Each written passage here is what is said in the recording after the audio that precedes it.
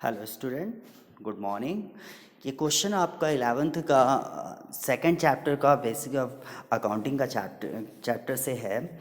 इस क्वेश्चन में थोड़ा सा ऐसा दिया हुआ है जो क्वेश्चन बहुत लॉन्ग है और न्यूमेरिकल को कहीं से खींच रहे हैं, तो इसको हम समझते हैं। देखो, पहले क्वेश्चन समझते हैं। फर्स्ट नंबर क्या कह रहा है? Mister commence started business. Mister Prem ने बिजनेस स्टार्ट किया। Mister Prem commenced business on trading electronic goods. इस पॉइंट से समझ में आया कि ये जो बिजनेस है मिस्टर प्रेम का है और इलेक्ट्रॉनिक गुड्स का है। आई थिंक ये फर्स्ट पॉइंट समझ में आया होगा। नेक्स्ट इसके बाद है with an entitle capital of ₹15 lakh. उन्होंने कैपिटल कितना इन्वेस्ट किया? 15 लाख। तो यानी यहाँ तक कि क्वेश्चन में यदि पूछा जाए कि मिस्टर प्रेम ने कितना कैपिटल इन्वेस्ट किया, तो आप क्या आंसर दोगे कि 15 लाख। इसके बाद नेक्स्ट पॉइंट कह रहा है out of this 15 lakh he paid 10 lakh towards the purchase of electronic goods, जिसमें से 10 लाख रुपीज़ का इन्होंने इलेक्ट्रॉनिक गुड्स खरीदा।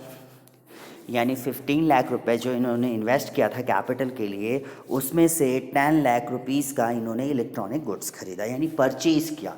क्यों? क्योंकि वो इलेक्ट्रॉनिक गुड्स रीसेल करने के लिए ख़रीदा है, तो वो क्या कहलाएगा? परचेज कहलाएगा।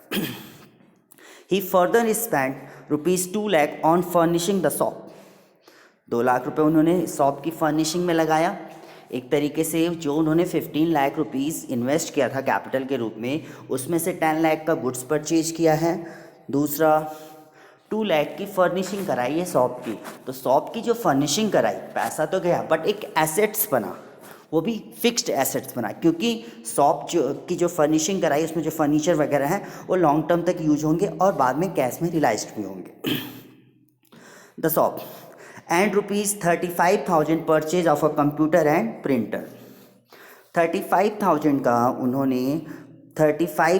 का उन्होंने कंप्यूटर एंड प्रिंटर खरीदा। तो जो 35,000 रुपीज़ का कंप्यूटर और प्रिंटर खरीद रहे हैं, तो ये भी एक फिक्स्ड एसेट्स का काम कर रहे हैं, क्योंकि कंप्यूटर और प्रिंटर भी लॉन्ग टर्म तक यूज करेंगे। साथ ही साथ उसको जब यूज करने के बाद या कभी भी वो आने वाले अकाउंटिंग ईयर में चाहे तो उसे सेल करके कैश में कन्वर्ट कर सकते हैं। तो ये भी एक फिक्स्ड एसेट्स हो गया। नेक्स्ट नंबर कह रहा है ₹10,000 येट टू बी पेड।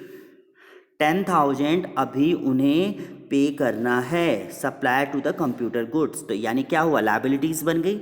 जो कंप्यूटर और प्रिंटर खरीदा है उन्होंने 35,000 का, उसमें से 10,000 अभी पे नहीं किया है। तो इस पॉइंट को समझा जाए कि देखो, ऊपर हमने देख लिया कि 15 लाख की कैपिटल इन्वेस्ट की, जिसमें से 10 लाख रुपए का परचेज किया, 2 लाख रुपए की फर्निशिंग कराई, 35,000 की कंप्यूटर खरीदा, जिसमें से 10,000 अभी पे करना है, यानी टोटल 25,000 ही पे किया कंप्यूटर प्रिंटर का। तो यानी पूछा जाए कि आपके फिक्स्ड एसेट्स कितने हैं, तो ये दोनों फिक्स्ड एसेट्स हो गए। टोटल अमाउंट भले पे करे चाहे ना पे करे। लायबिलिटीज़ कितनी हो गई? तो ये 10,000 लायबिलिटीज़ हो गई। यहाँ तक ये समझ में आया। उसके बाद कह रहा है ही sold goods costing ₹5 lakh for ₹7 lakh. 5 lakh का गुड्स उन्होंने कितने में बेचा? 7 लाख में बेचा, वो भी कैश में बेचा। यानी गुड्स सोल्ड टू कैश कितना है? 7 लाख। उस गुड्स की कॉस्ट कितनी है? कॉस्ट ऑफ गुड्स सोल्ड कितना है? 5 लाख। इसके बाद कह रहा है गुड्स कॉस्टिंग ₹2,50,000, ₹3,10,000 ऑन क्रेडिट। उसके अलावा उन्होंने 2,50,000 रुपये का गुड्स 3,10,000 रुपये में बेचा, वो भी क्रेडिट में बेचा, यानी उधार बेचा। इससे क्या क्रिएट बनेंगे? 3,10,000 के डेटर बनेंगे। क्लियर है? क्योंकि जब हम क्रेडिट में सेल करते हैं, कोई भी कंपनी यदि क्रेडिट में सेल करती है, तो वो पर्सन जिससे जो पैसा बाद में देगा वो फर्म के लिए डेटर कहलाता है। तो डेटर यहाँ पे कितने के क्रिएट हो रहा है? 3,10,000 के। उसके बाद कह रहा है गुड्स सोल्ड ऑन क्रेडिट। जो गुड्स उन्होंने बेचा था क्रेडिट में, ये ऊपर वाला, ₹25,000 वर रिटर्न। ₹25,000 वर रिटर्न बीइंग डिफेक्टिव। जो 3,10,000 का गुड्स क्रेडिट में बेचा गया था, उसमें से 25,000 का गुड्स रिटर्न आ गया। क्यों? क्योंकि डिफेक्टिव था। यानी सेल्स रिटर्न, हमने सेल कर दिया था बट वो रिटर्न आ गया। कितने का?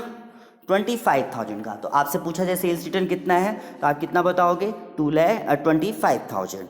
These goods costing ₹20,000। उस गुड्स की जो रिटर्न आया उसकी कॉस्ट कितनी है, 20,000। तो जो सेल्स रिटर्न है उसकी रियल कॉस्ट कितनी है, 20,000।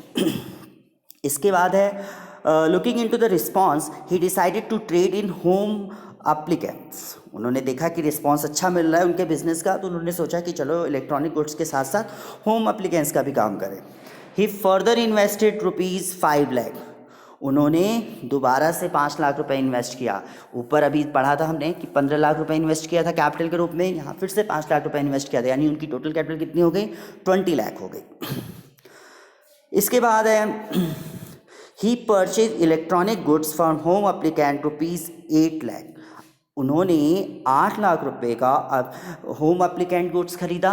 ऊपर जो गुड्स खरीदा था 10 लाख का वो भी सेल के पर्पज़ से खरीदा था, ये जो 8 लाख का खरीदा वो भी सेल के पर्पज़ से खरीदा। तो यदि हम परचेज पूछे तो आप ऊपर वाला काउंट करोगे 10 लाख और ये नीचे वाला 8 लाख, टोटल कितना हो गया, 18 लाख। ठीक है। इसके बाद है out of which purchase of ₹2 lakh were on credit. जो गुड्स ये खरीद रहे हैं 8 लाख का, उसमें से 2 लाख रुपए जो हैं वो क्रेडिट हैं, यानी उधार में खरीदा है, उसे बाद में पे करेंगे। तो इससे क्या क्रिएट होगा, लायबिलिटीज़ क्रिएट होगा, क्रेडिटर बनेंगे। क्यों, क्योंकि हमने जो गुड्स खरीदा है उसकी पेमेंट नहीं करी, और ये शॉर्ट टर्म की लायबिलिटीज़ कहलाएगी। इसके बाद क्वेश्चन में है ड्यू टू अर्थ, फॉर्म में जहाँ पे फॉर्म है वहाँ पे अर्थ क्यों आ गया। 2 LCD टेलीविज़न ₹50,000 वर कंप्लीटली डिस्ट्रॉयड। 2 LCD टीवी हैं जिनकी कॉस्ट है 50,000, वो डिस्ट्रॉयड हो गए, ख़राब हो गए। ठीक है, ये फॉर्म के लिए एक लॉस हो गया, बट इस लॉस को हम कितना बियर फॉर्म करेगी इसको आगे पढ़ के देखते हैं। Prem receive an insurance claim of ₹30,000। जो ये 50,000 का लॉस हुआ फॉर्म को अर्थक्वेक की वजह से, उसमें इंश्योरेंस कंपनी ने क्लेम के रुपीज़ के तरफ से 30,000 रुपीज़ दिया, यानी टोटल लॉस उसका 50,000 हो रहा था, बट 30,000 इंश्योरेंस कंपनी ने दे दिया, तो एक्चुअल लॉस कितना रह गया, 20,000 रह गया। A customer purchase goods costing ₹2,25,000 for ₹3 lakh. एक कस्टमर है जिसने 2,25,000 रुपये का गुड्स कितने में खरीदा, 3 लाख में खरीदा। ठीक है, वॉज अलाउड डिस्काउंट ₹15,000। कंपनी उसको 15,000 रुपये का डिस्काउंट देगी, यानी 2,25,000 रुपये का गुड्स उस कस्टमर ने 3 लाख रुपए में ख़रीदा था। कंपनी ने बोला कि आपको हम 15,000 डिस्काउंट देंगे। डिस्काउंट जो देंगे, देखो सेल यहाँ पे क्या है, क्रेडिट में सेल है 3 लाख का, जो 15,000 डिस्काउंट दे रहा है ये हमारा क्या कहलाया, ये ट्रेड डिस्काउंट कहलाया, क्योंकि नॉर्मली डिस्काउंट दिया जा रहा है। जो नॉर्मल डिस्काउंट दिया जाता है हर एक टाइम पे कोई सिचुएशन ना लगा करके, वो ट्रेड डिस्काउंट कहलाता है। बट साथ ही साथ कह रहा है he was further allowed a discount of ₹5,000 for payment with agreed time. ये भी बोला कि यदि आप टाइमली पेमेंट कर दोगे तो हम आपको 5,000 रुपये का डिस्काउंट और देंगे। तो देखो यहाँ डिस्काउंट तो हो गया, 15,000 का जो डिस्काउंट दिया वो ट्रेड डिस्काउंट कहलाएगा, क्योंकि वो नॉर्मल डिस्काउंट है, उसके साथ कोई कंडीशन अटैच नहीं है। लेकिन ये 5,000 का जो डिस्काउंट है उसके साथ कंडीशन अटैच है कि यदि आप पेमेंट करोगे तब देंगे, टाइम पे पेमेंट करोगे तब देंगे। तो ये क्या कहलाएगा, कैश डिस्काउंट कहलाएगा, क्योंकि जब वो कैश में पेमेंट करेगा तो डिस्काउंट मिलेगा, नहीं पेमेंट करेगा टाइमली तो उसे डिस्काउंट नहीं मिलेगा। नेक्स्ट है ही पेड सैलरी टू श्याम ₹55,000। उसने श्याम को सैलरी का पे किया कितना, 55,000 सैलरी पे कर रहा है, यानी एक एक्सपेंसेस बना। 5,000 येट टू बी पेड, उसमें से 5,000 रुपये भी पे करना बाकी है। तो जो 5,000 रुपये भी पे करना बाकी है सैलरी का, एक नॉर्मल एक्सपेंसेस है जो पे नहीं किया, ये फॉर्म के लिए क्या बना, लायबिलिटीज़ बनी, वो भी शॉर्ट टर्म की लायबिलिटीज़। फिर he insured the goods and paid insurance premium ₹10,000। उन्होंने जो गुड्स का इंश्योरेंस कराया था उसके लिए 10,000 रुपीज़ इंश्योरेंस का प्रीमियम पे किया। इंश्योरेंस का जो प्रीमियम पे किया जाएगा वो इंश्योरेंस एक नॉर्मल एक्सपेंसेस हुआ, क्योंकि इंश्योरेंस कराए थे तभी तो वो ऊपर LCD टीवी जो अर्थक्वेक से ख़राब हुआ था तो इंश्योरेंस कंपनी ने दिया, तो ये इंश्योरेंस हमारा एक एक्सपेंसेस हुआ। लेकिन इसी में क्या ऐड कर रहे हैं, out of this 5,000 were for the next year. Total insurance उन्होंने कितना पे किया इंश्योरेंस प्रीमियम 10,000, जिसमें 5,000 नेक्स्ट ईयर के लिए है। तो नेक्स्ट ईयर के लिए जो खर्च अभी दे दिया वो क्या कहलाएगा, प्रीपेड एक्सपेंसेस, क्योंकि पहले अभी होने वाला खर्च नेक्स्ट ईयर होने वाला खर्च अभी कर दिया, और जो बैलेंस का 5,000 रुपये बचा वो उसका नॉर्मल एक्सपेंसेस कहलाएगा। तो एक्सपेंसेस यहाँ पे 10,000 है, बट उसमें से 5,000 प्रीपेड एक्सपेंसेस है। प्रीपेड एक्सपेंसेस हमारे करंट एसेट में ट्रीट होंगे क्योंकि नेक्स्ट ईयर हमें पे नहीं करना पड़ेगा। इसके बाद है mister Prem withdraw 30,000 during the year for his personal use. Mister Prem ने 30,000 रुपये अपने पर्सनल यूज में खर्च किया।